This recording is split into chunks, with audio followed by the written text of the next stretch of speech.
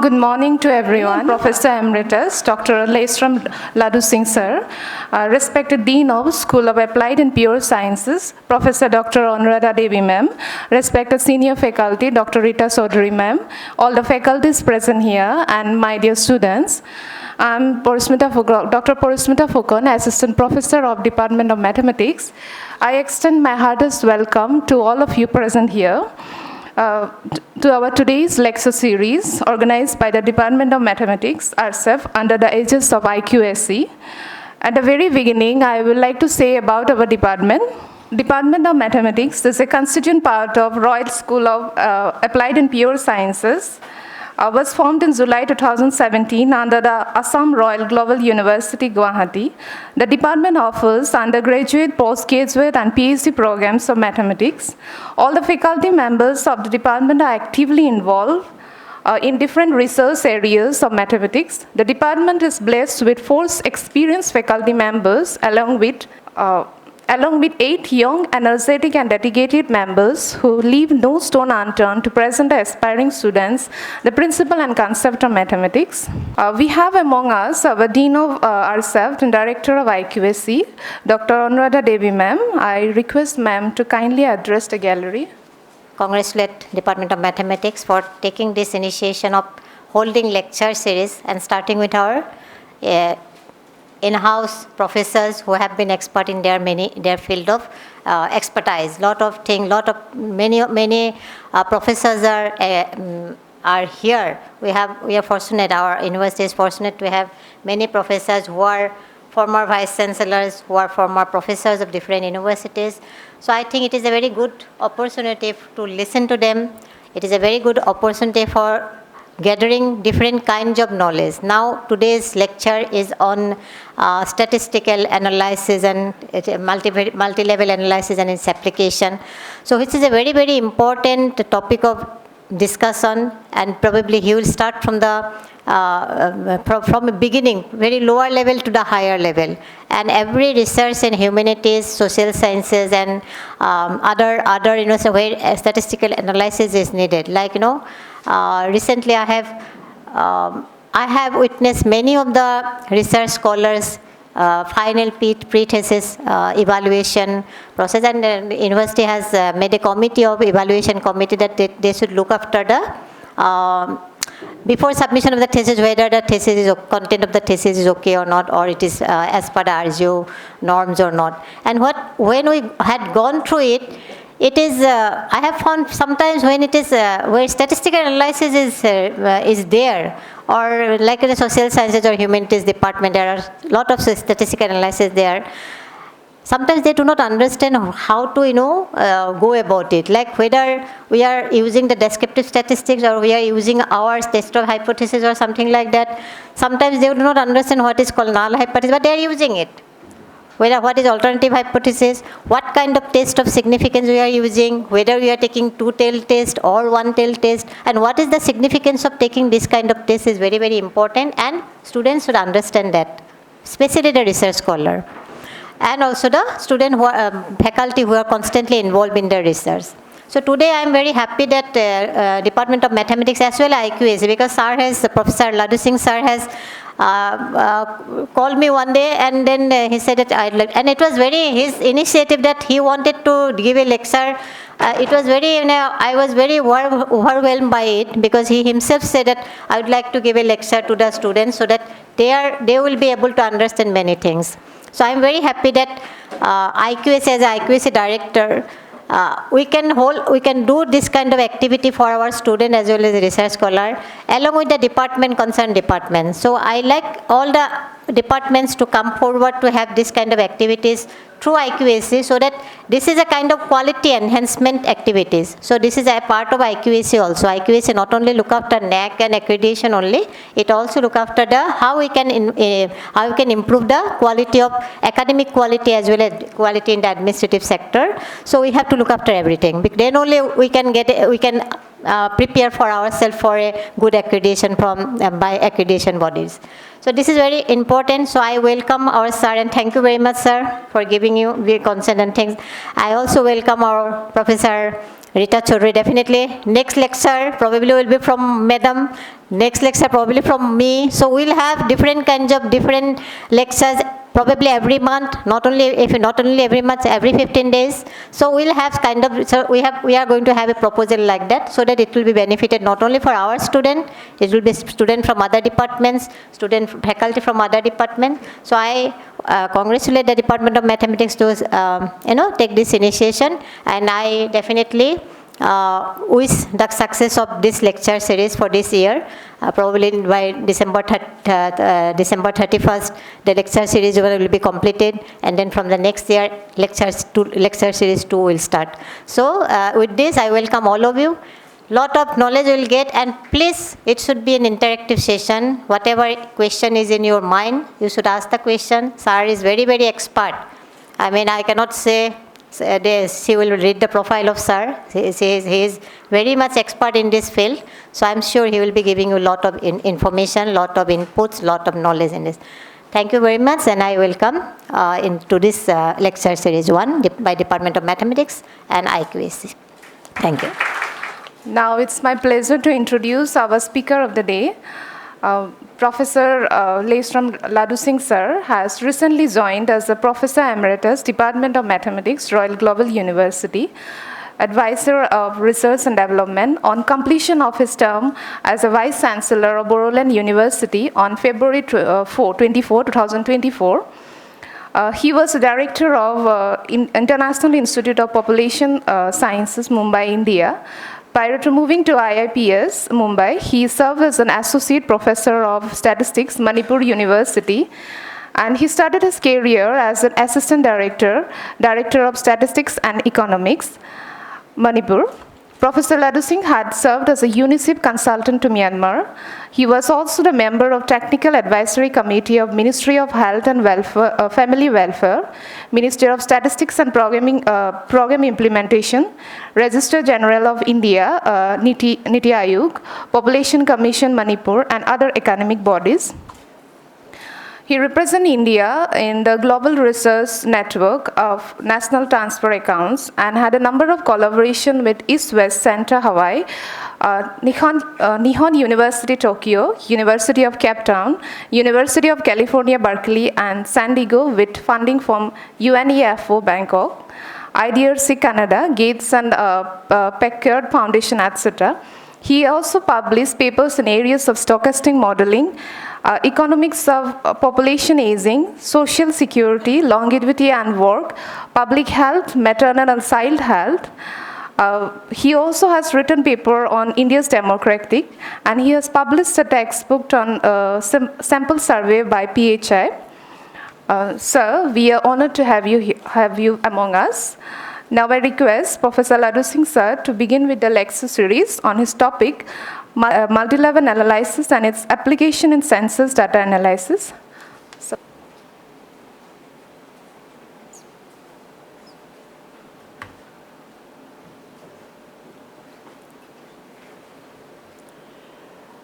Very good morning, Professor Anuradha, Director IQSC and Dean School of Science, Royal Global University, senior faculty members, other faculty members, and my dear students. I thank the IQSC and Department of Mathematics of the Royal Global University for giving me this opportunity to share some of my work. And this will be just a beginning. So basically, in this discussion, there are two aspects in today's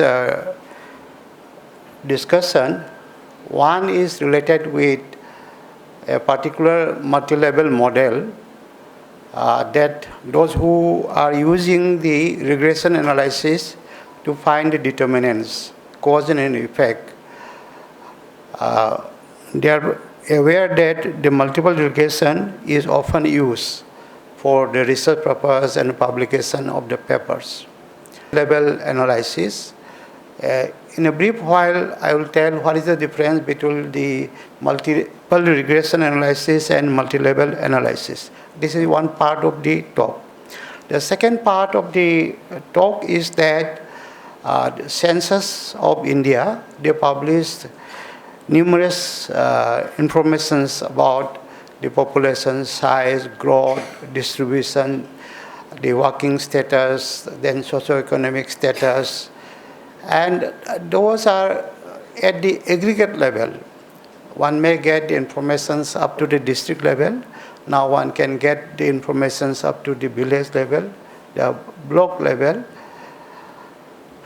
But those are not suitable for the multiple regression analysis because the informations that are available in the census is at the aggregate level. And if we do the multiple regression analysis or the multi-level analysis using the aggregate level data, we cannot make predictions and conclusions about the individual level informations. Therefore, I will be showing some method how to disaggregate and decompose the aggregate data that is available in the census to the level that we are in a position to use the multiple regression and multi-level regression analysis. So these are the two parts of my talk. As we know, those who are from the geography or the other discipline, they know as of now the use of census data is restricted to find the trend, rates of increase, decadal growth rate, the distribution, that kind of a thing. And it has not been much used for the cause and effect analysis. This is because the lowest level for which the census data is available is at the aggregate level, and there we cannot do the regression analysis. And if you do the regression analysis and try to conclude about the individual, then that leads to what is known as the ecological fallacy. So this is the one variable regression line of y on x. Those who are dealing with the simple regression line, what we try to do is that how much of the variation in y is explained by the variation in x or the unit change in x. This is the whole logic here. And beta 0 is what is called as the intercept, and beta 1 is the slope. And what is this beta 1 tells? When we feed the data, it tells us the unit increase in the dependent variable y corresponding to 1 unit increase in the independent variable x, if x is numeric. And if x is not numeric, if it is categorical, it tells us that when this categorical variable changes from rural to urban, for example, from male to female, how much will be the corresponding change in the value of y? That is what this beta 1 measures. And beta 0 is when x is equal to 0, then that is the value of the y. That is, this corresponds to the value of y at the mean of all the variables. So why multi-level? When we do simple multiple regression line like the one that we have shown, there are 2-3 things happening. The first is that First is that when we do the multiple regression analysis or the multiple regression analysis, it is not necessarily that all the time the variable x will be the individual background. It can also relate to the state factors. For example, how much proportion of the district or the state the workers are in the agricultural sectors, and what is the literacy level of the state, or what is the literacy level of the district, that kind of a thing. So when we put both the individual and also this kind of information at the district or the state level, the macro informations together, the usual multiple regression analysis do not make a distinction whether it is the individual level factor or it is the higher level factors. That kind of a distinction is not met. That is one of the limitations of the multiple regression analysis. Another very important statistical compliance that is to be there is not with the simple multiple regression. When we go for the sample survey to collect the data, if you collect the data on the multiple stages, first selecting the district, then going down to the villages, then again going down to the household, then going down to the individual to get the informations. So the selection of the individual has been done in stages. So this naturally created a hierarchy in the data collections. It created a dependence in the data, the way that we collect the data. That kind of hierarchy in the data cannot be taken care if we do the multiple regression analysis. But if we do the multi-level regression analysis, that kind of hierarchical structure of data imposed during the process of data collections are taken care. So that is one of the most important statistical advantage of doing the multi-level regression analysis. So for instance, we collect the performance of the students, maybe the score in mathematics or some other, the GPA at the end. What we do is that, for example, if we are collecting this from a number of schools,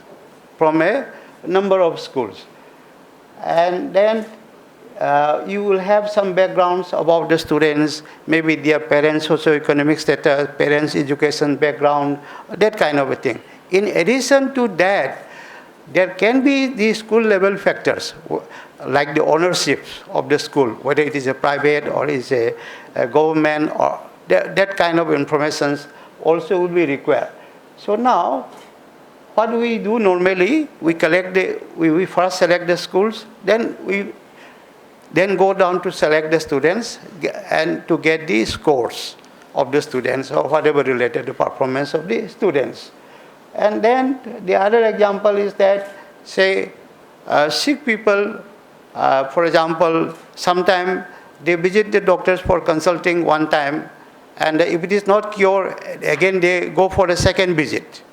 So though it is the same person going to the doctors, but his second visit is dependent on the first visit.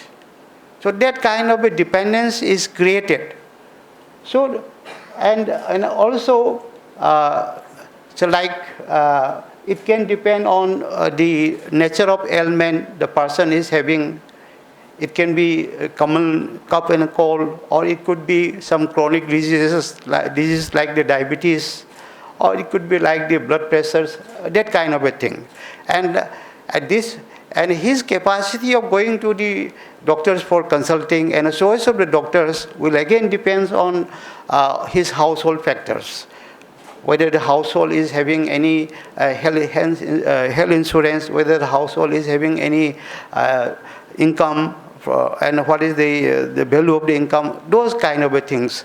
So in this kind of data where you have the information both at the individual and at the higher level, and also the way in which you collect the data through stages, and that can be taken care by the multi-level regression analysis.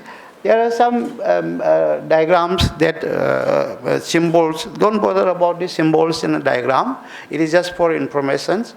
And one has to know, even if we are not from statistics or computer background, you need not know the statistics of computer. Knowing that this can be done, these are the facilities, will help you to design your studies and come out with the proper design, and you can discuss the professors or the other experts so that you can come out with the appropriate statistical tools for the analysis. So this is what I am saying here, that X1 and X2, for example, if both are at the individual level, that is fine. If one of them is at the higher level, then the multiple regression will create the problem. So what is the principles for the fitting the regression line? What do we do? First, we have the scatter plot. So in the scatter plot, we try to draw a line so that it touches the maximum number of points, and it is in the midpoint of those scatter points, so that the points left out below and above the scatter lines are more or less equal. That is the basic principle of fitting a regression line on the scatter data, scatter plot. But if we do the multiple regression, we will have only one line which will be drawn in the scatter plot. But when the data is collected, information about the student performance are collected from a number of schools, that one line representing all the schools are misleading. So what we require is that we should have different lines for all the schools. For each of the individual schools, we should have a separate line. So that provision is not there in the multiple regressions, but that provision is there in the multi-level regression analysis. Okay. So this is what I already mentioned. If we do not take care of the hierarchical structure and use the simple multiple regression analysis, and then it can create the violations of some of the statistical assumptions. So don't bother about these things, the symbols and all that. In the ordinary multiple regression, your intercept beta 0, of course, by fitting the data, we will be able to interpret. The thing is that, say, for example, the average performance of the students is Y. Average performance of the students is Y. And if you fit the simple multiple regression, this the intercept beta 0, the average performance of the students, when the other variables are 0, that will come out to be just 1. But in the multiple regression, that will correspond 1 for each of the schools, because the average performance for the Royal Global School, the average performance of the students for the DPS schools, and average performance of the students for the Gurukuls, students from the Gurukul, for example. So those things will be, that intercept will vary. So in the multiple regression line, what is this? That there is a overall grand mean, this average performance. There is a overall. Then below that, and above that, the school's performance, other school performance will lie. That is the concept. That is, this intercept is not fixed, but it can be above or below the overall grand performance. That means, that is why this intercept will be beta 0, the grand average performance, then plus and minus. Because of that can be allowed to vary, and then when we allow the intercept to vary, then it is called the random intercept multi-level model. Random intercept multi-level model. The slope beta 0 will vary from place to place, and similarly the slope the slope beta 1 also will vary. Okay, and then in the usual multiple regression analysis, you have only one error term, EIJ, and which is assumed to be normally distributed. Here, there will be two error terms, one for the individual level, another for the higher level, because the variations we have allowed both for the intercept and also for the slope. So all these things we can skip. So these symbols, all these things we can skip. These are for the 2 schools, and the red one is the grant. Then below that and above that there will be and then the slope, we are allowing to vary the slope. So now when we allow the slope to vary, you see, now the 2 may not be same. You look at the green one, the slope and the slope for the school 2. The corresponding 1 unit change, the corresponding change on Y will be different for the different schools. It will be different for the different states, that kind of a thing. So now, okay, this is the census data. In the census, what happened is, as I was saying, that we have only aggregate level. So this is one census, this is primary census abstract. And then here you see the district, then the Rajasthan, like that. So it has informations on the number of household, population, male, female, like that. And it also has the total workers. Here you see, this is the workers. Then you have the marginal workers. And then you also have the informations on not working, non-workers, marginal information. You see, the non-workers are there.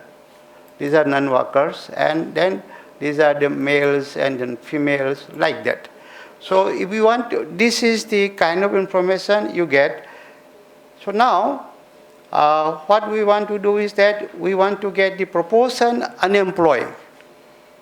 Proportion unemployed. And if you calculate here the employment, normally we do not consider all the age groups in the denominator. We consider the working age groups that can be defined depending on the situation, but the general standard is that it is 15 to 60 years or 15 to 59, whatever it is. So that is the denominator. So you have this, the number of non-workers, and then one has to get from the denominator, this. So like you get the informations, the single years age group, this is the total person, rural, urban. So what we wanted to do is that, see, whether they are in by working category also, you will get it. So basically what we try to do is that different census publications are gathered, they are gathered, and then what aggregate that you have, that is the non-workers for the numerator, it is there, and that again we go down, and that is again, if it is for a state, we go down by district, in the district level, how much is the non-workers population.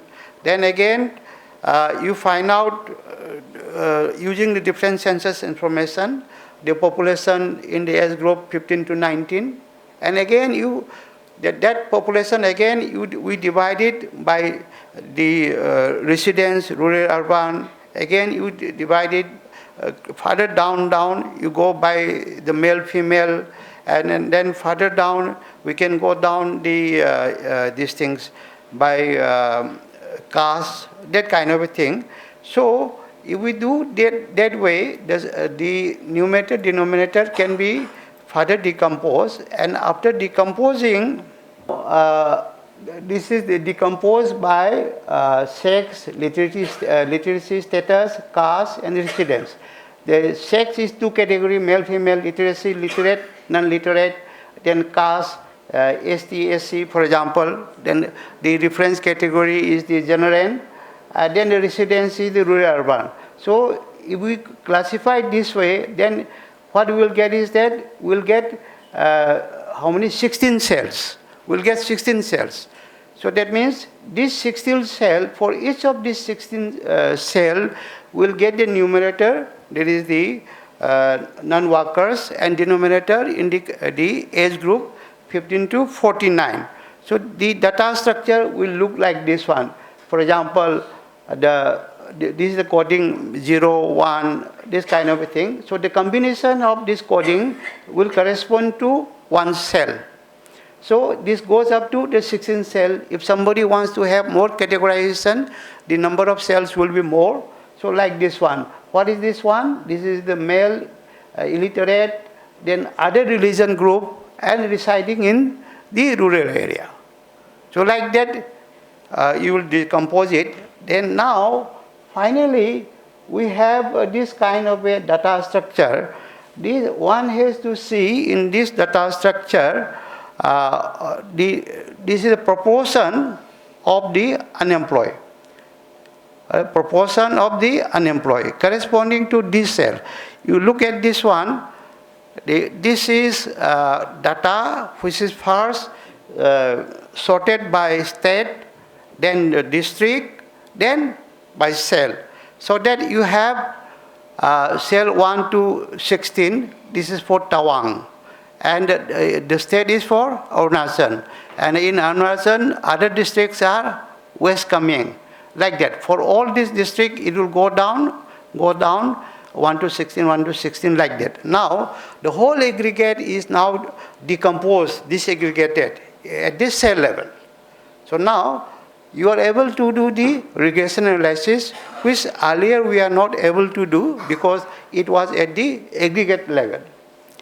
Now, then if you plot the histogram for the proportion, it will not be Norman. And if that is not Norman, you cannot directly apply the multiple regression or the multi-level regressions. So make a transformation by taking the log so that this become the transform variable is normally distributed.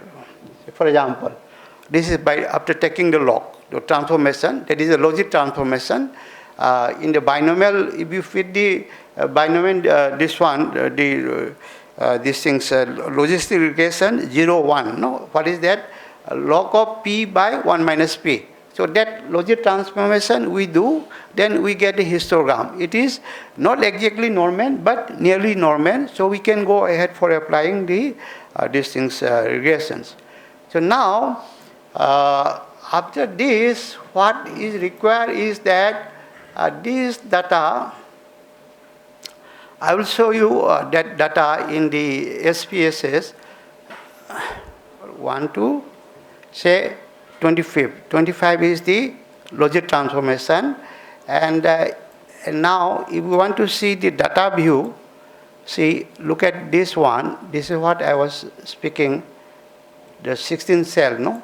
Then you look at the last one is the, and remember, the advantage of this is that we can plug in the state level informations like the BPL, proportion of population below the poverty line. There is plug in at the state level, therefore it is the same for one state. And the literacy level at the state level, you can plug in from the external sources, and then you can also plug in the state domestic product and the log of the state domestic product. So you can plug in the informations at the state level. And then, so last is the logic transformation, the histogram of that I have shown there. So now, for doing the multi-level regression analysis, there are special software that is available, known as the multi-level. So now what we will do is that this is in SPSS. This SPSS, only thing what we will note is that how many variables are there? There are 25 variables. So now this will be transferred to the multi-level software. And for doing that, what we will do, this will be SAP as, you see here, SAP as. And then now this is in the, if you go this one, this will go in the SPSS format, which is already saved there. So what we will do is that we'll take it into the ASCII format, tape delimited format. Then, for example, we call it as May 2nd. Okay? And then where we are going to do, this is in the folder, top folder, then it will be saved like this one. So now it has gone there, and then if you look at the folder, this output is not required. So now if we look at that folder, so this is that information, May 2nd, which we have just saved it. And now what we will do is that this will transfer to a software called the MLWin. That is the multi-level analysis for window. And then import that data, which we have just saved it, to this one.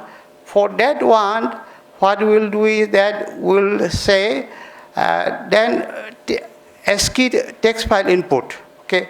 So how many columns variable we are there? Yeah, we are 25. So we say C1 to C25. Okay. Then browse where is the data, and then and now you see we are in the top folder, but it is not coming because your file type we have not shown. What you would have to show? You have to show all. So now it is coming. So now you import this data here and say like this one, done. Okay. Now our data is here. So now we have to go to the data manipulation and go to the names. So these are the data that we have put in here. Okay. We have put, these are the data, but these are, the variables are not available here. It is only the C1, C2 like that. So this is only the C1, C2. So now we go back to this one and see what is the first variable. The first variable is the state. So these we have to give name to this one. So then what we will do is that go to data and go to this thing. Then what we will do, we'll give name to all these variable. So for that, what we will do is that say name C1 is state. Now you see C1 is like this one. Once we put this command, so it is now changed to state. So this way, all the variables needs to be renamed. After importing here, it is to be renamed. So it will take time to do that one. So what I will do is that I will close this one. I will not save this. Do you want to close it? Yes. So now I will not save it. What we will do, we'll open this MLWin, and then this thing already I have done. So I will open the worksheet here. This folder, we have to find the folder.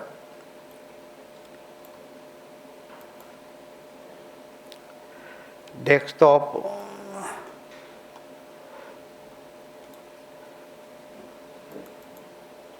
RSU. And now again here you change this thing, all files, no? This one that I have done earlier, so I am just opening this one. So after naming all of them, it has been named. So now after this, what we have to do is that we have to go to the models, then equations. Of course, already I put this variable. All this variable already I put it, but now imagine say these are not there.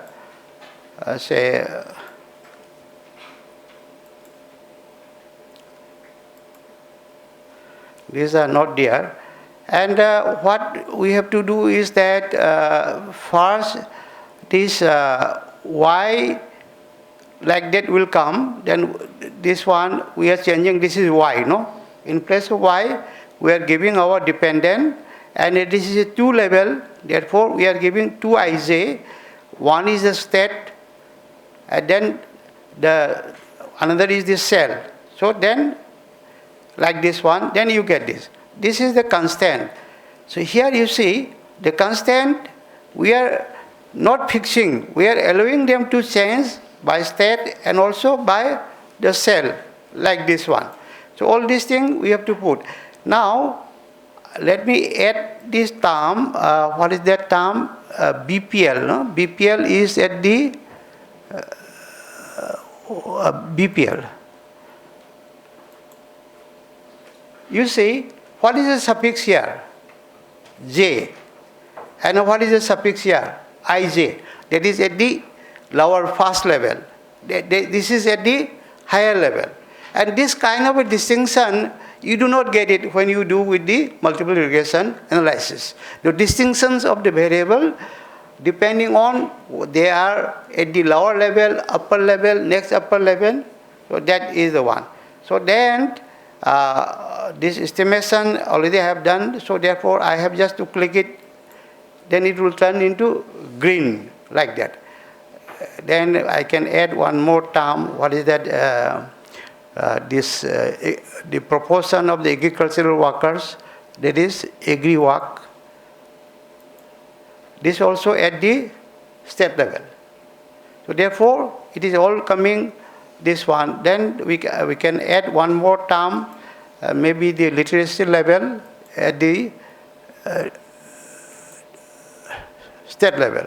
So again, this is the individual one. So we delete this one.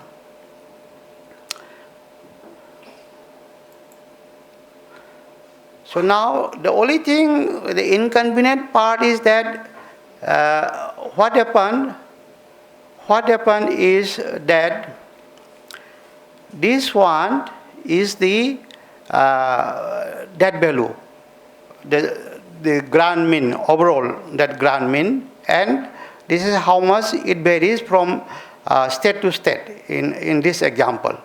And here I am putting the slope in the place of residence. So when the residence changes from rural to urban, how much will be the change in the logit P, like that? That is the interpretation. So now what we can do is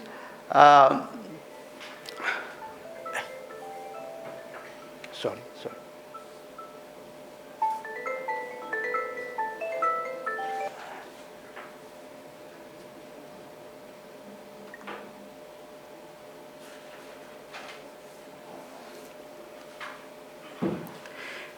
So this may require some training, but that we can do later on, no problem. What we will do is that, again, I will go back to the PPT.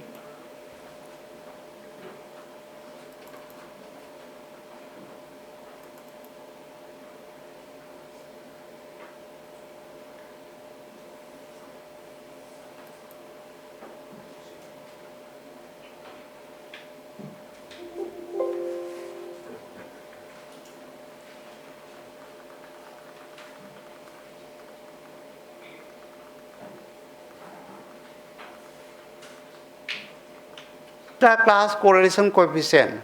We know about the correlation coefficient. You have the x and y, then you get the correlation coefficient. And to get the correlation coefficient, both should be scale of measurement should be either in the ratio or in the interval scale.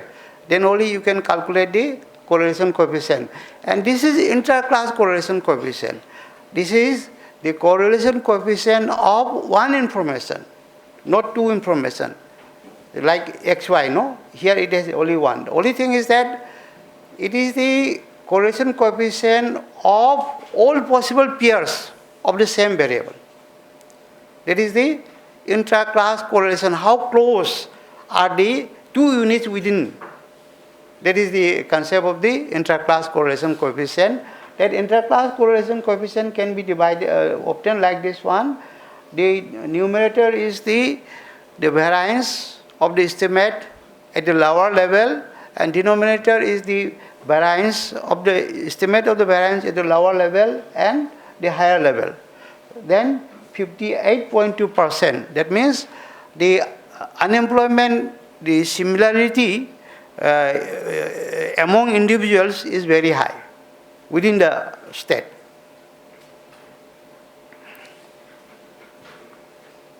So this is the usual regression interpretation. You will get the standard error of the estimate, then the estimate corresponding to one unit change, etc. You can get. Then t value, depending on whether the t value is greater than 2 or not, you can interpret whether they are significant or not. Those things are there. This is the from the multi-level. If you plot the Q norm, then you get like this. It should be exactly straight. If the residuals are exactly normal, slightly there is a departure from normality. So now this is the regression lines that the intercept for the different states. There are 8 states in the notice, so you will get 8 lines.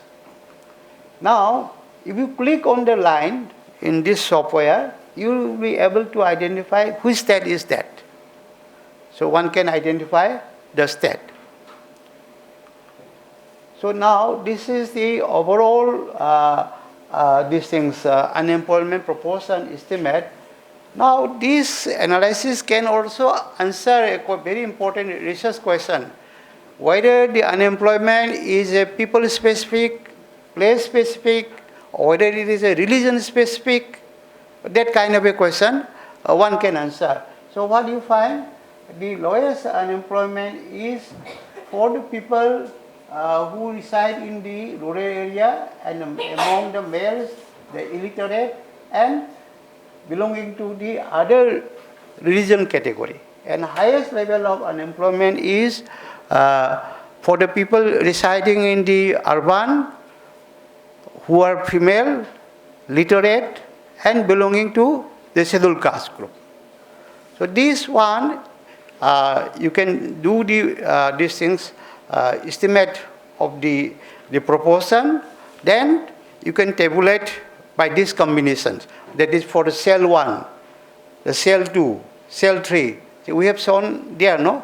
The cell 1 is what is the combination, cell 2 is what is the combination. So predict the cells one by one, then you get it like that one. So now the same thing can also be done.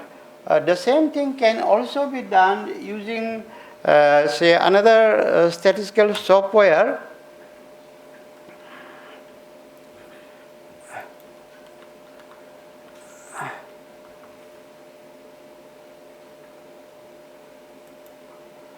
So this is from the Stata. So the same thing can also be done using what is called as the Stata software. The Stata, this is the logit, the one, our dependent variable. This is the Stata. And one can do here, for the Stata, the command is, or you can do this way also. I can just copy the command there, which I have put there also. Is that the people who live in the same village or in the same urban locality, they share the same basic facility. For example, in the village, if they are taking water from the pond, from the river, they share the same facilities. If there are health centers in the village, they will be taking health care from the same facilities. That means the people living in a community, in a village or in a township, they share the community facility that is available there. So it is not only that the individual factor that influence, but it is also the community factors that influence. So that community factor is built up at the higher level. So what is done is that from the individual level data information, so now educational level of the head of the household, that is aggregated in a particular these things in a village. What is the educational level of the head of the household, and what is the educational level of the head of the household? Like that you build up. It is not that all the time you will get the community level variable or the state level variable, but from the unit level data, whatever is available, one need to build up that one. And the argument in this paper is that it is not just the individual level education or what you call the standard of living of the household, but also the community factor that matters. Another argument that has been put in this one, this is about the child mortality in the northeastern states. The another argument that is put in this argument is that in the household, wherever there is a mother-in-law presence, it helps in the caring of the children. So it ensures the survival of the children during the infancy. So that kind of argument is built up. And in this one, there is one finding which is not there in the other papers. That means, generally in this kind of research, in the other setting, other than the northeastern states, what we found is that the more the educated, the more is the woman in power, more is the woman knowledgeable, there is a higher chance of the infant born to them to survive. But here, with the education level also, the infant mortality increases. That is shown here, which is contradicting to the other results. Don't bother about whether you are contradicting with the other result or not. But the only thing is that there has to be enough justifications. The justification given is that these are the women who are doing intensive physical work in the agricultural field, where they get exhausted. And they come back in the evening and they go back early in the morning. Hardly they are left with time to care for their children. So this kind of argument is justified. So though you get a different kind of a finding, not found elsewhere in India, so that is what this one. The second paper is like I was saying that the second is about this one, no? The people go for the health care, first time, second time. So here what happened is that high inpatient care cause of dying in India. So this is a paper which was accepted without any comment. It is like this. This is based on the NSSO, Nation Sample Survey data. There is one information available which the others have not noticed, but somehow we were able to notice. And that is, what about the healthcare expenditure of the people who died during the course of treatment? People do not see more about the people who died. People want to see more about the healthcare, out-of-pocket healthcare expenditure of the people who are living it. But if we compare the out-of-pocket healthcare expenditure of the people who died during the course of treatment and who survived during the course of the treatment, for the people who died during the course of treatment is 3 times higher than those who survived during the course of treatment. That is why it is the high cost of dying. So that kind of a argument one need to do. And the third one is about northeastern states, no? The smoking use of this what you call tobacco in any form, either smoking or the what you call oral consumption, and in Mizoram and other places they take the liquid also. So it's very high. So here the context. If you do the usual simple analysis, you will end up the males are more, then the rural residents are more, this kind of a thing. The contextual, the background, whether they do plant tobacco or not, whether the tobaccos are available nearby the school premises, academic institutions premises. There is a NTPC, that is the National Tobacco Control Program Act, which says that within 200 meters of the academic institutions, tobacco product cannot be sold. That is the act. So whether those kind of acts are being implemented or not, those are taken into considerations, and then we have shown that in the vicinities where the NTPC Act is not strictly implemented, the consumptions of tobaccos are very high. So this kind of argument one need to come out. And these are the work done with 3 of my PhD students. They are all now abroad. For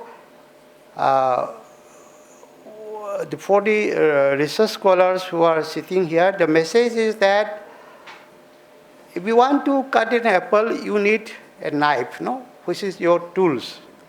So if you want to do good research, penetrate into your data and dig out from the data, you need the right tool.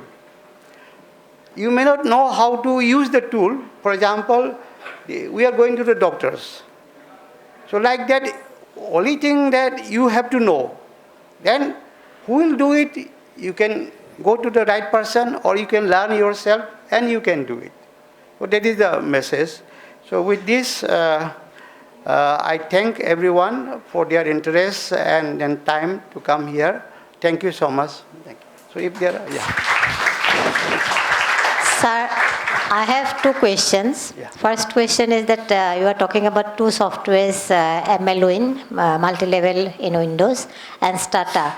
Are these two softwares are free software, or you have to purchase a license? They are licensed software. License. And what is the cost, and whether it can be, purchased in our department or something? R, it can be done in R. It can be done, yes, it can be done in R.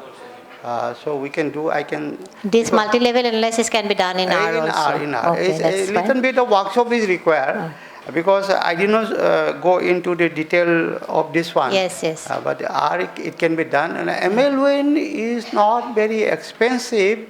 It is developed by the Department of Education in the Southampton University, UK. So it is not that the statisticians they develop it. This is developed by these things, education department. The MLWin is not very expensive, but they are priced. Priced, okay. But they are, we can have in a workshop. Free software, yeah. So another question I have in mind just now came to my mind. Recently we have got lot of news about the morbidity after taking the vaccine Covishield. So like a lot of reports are coming, like 51 people have died in somewhere, and then court has given the decision that there is a side effect from the Covishield and things like. Can we do this kind of a multi-level analysis in this? Because we have a lot of COVID data available now. So can we do this kind of a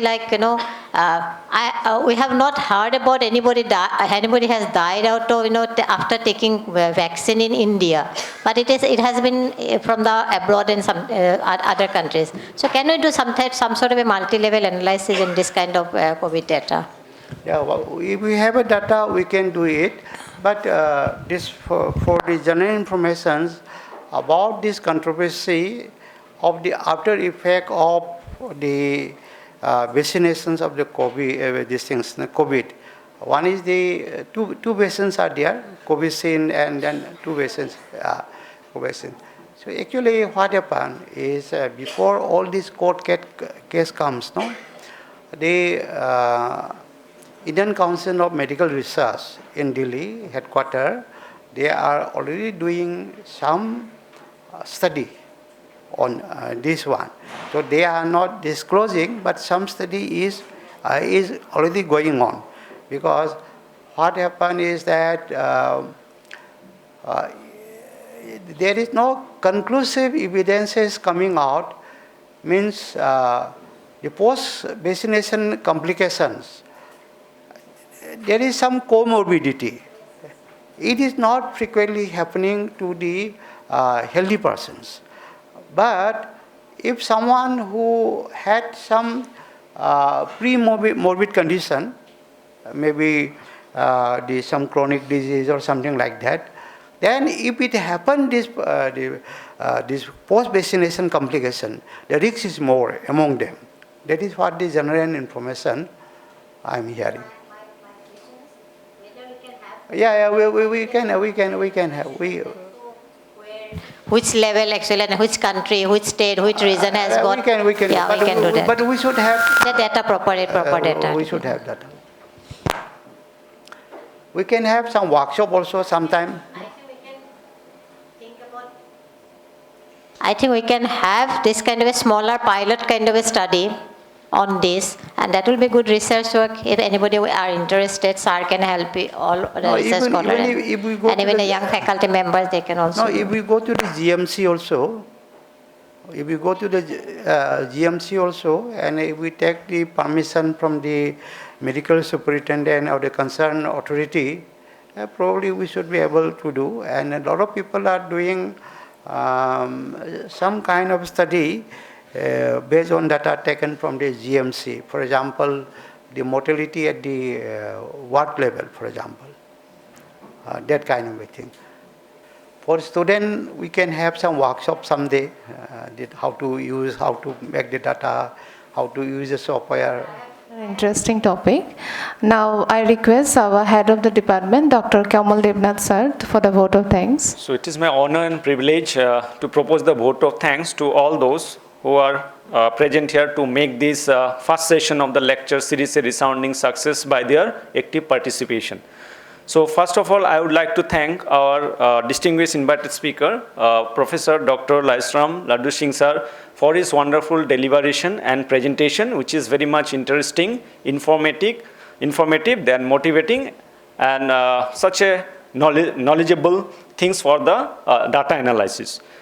I would also like to extend my profound gratitude to Professor Dr. Anuradha Devi ma'am, Director IQAC, for jointly organizing this lecture series for the benefit of the students. I would like to thank all the senior professors of the Department of Mathematics and the other departments, and the faculty members from RGU, and all the students, those who have actively participated in this lecture series. I would especially thanks to the members of IT team who has supported a lot to make this technical session uninterrupted. And lastly, I would like to thank all of you for your active participations, and have a wonderful day ahead. Thank you all of you.